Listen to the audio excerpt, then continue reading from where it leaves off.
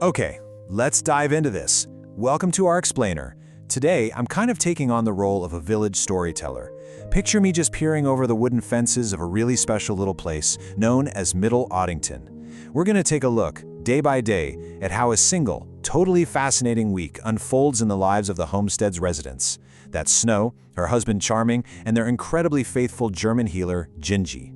You see, this isn't just any ordinary piece of property. It really carries this gentle, perfectly grounded atmosphere of a modern-day fairy tale. Now, sure, the mud is very real, and the chores, yeah, they are definitely demanding, but there is an absolute enchantment woven right through their everyday routines.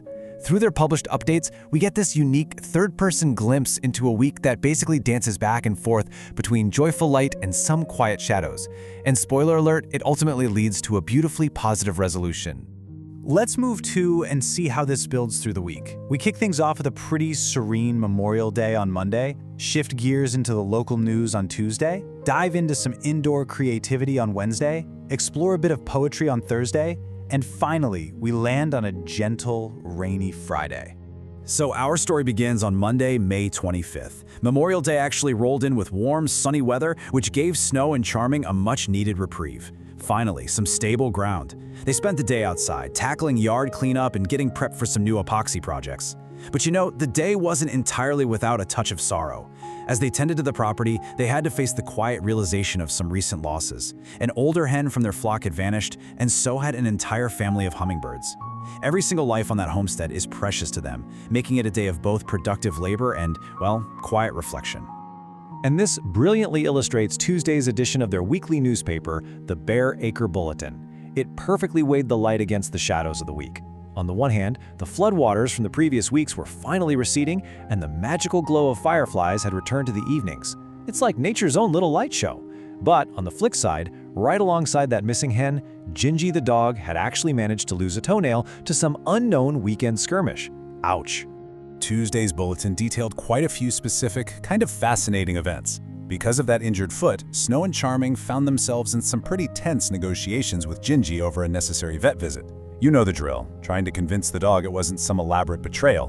Meanwhile, out in the yard, their autonomous mower, affectionately known as Yardbot, was really struggling to keep its GPS signal under the overcast skies. But get this, perhaps the most surprising event happened late at night. While standing near the bar, Snow distinctly heard the ghostly voice of a 5- or 6-year-old girl clearly say, "Hi." It absolutely startled Snow. But Gingy?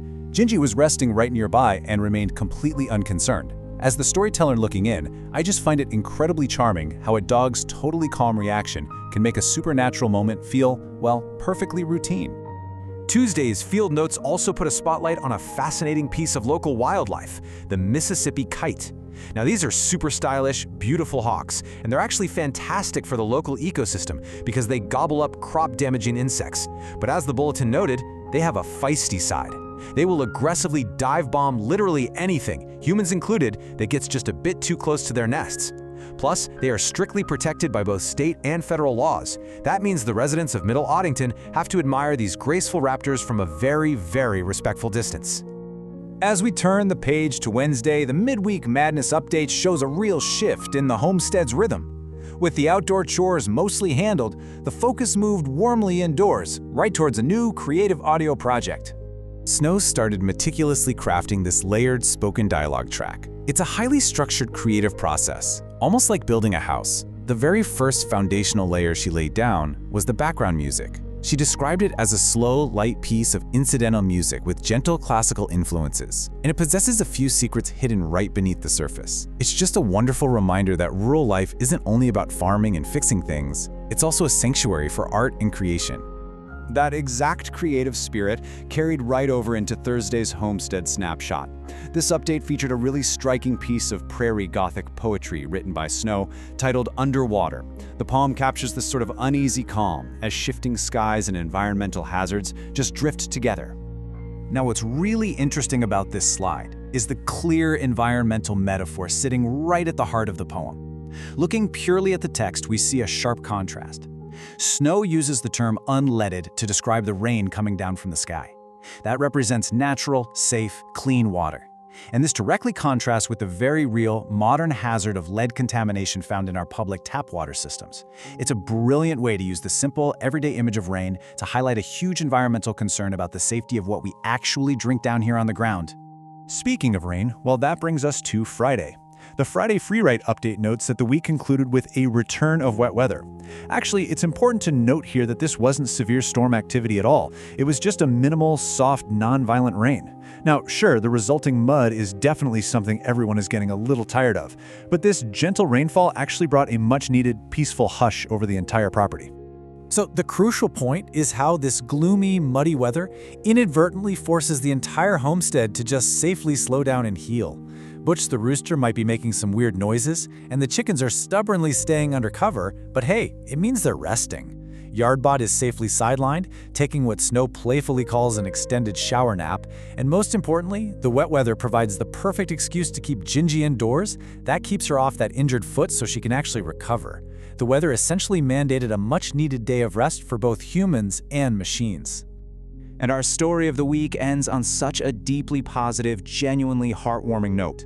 Before the rain started back up, Charming went out into the wet fields and brought back a cutting of a Carolina rose for Snow. The cutting was just full of beautiful, unopened buds, alongside fresh blossoms that opened up beautifully that very morning right inside their home.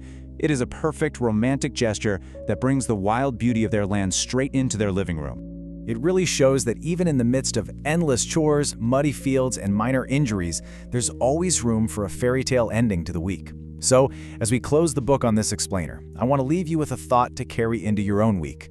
Even when the mud season of life stretches on, what small, blooming promises can you find in your own enchanted forest? Keep your eyes open for those Carolina roses, my friends.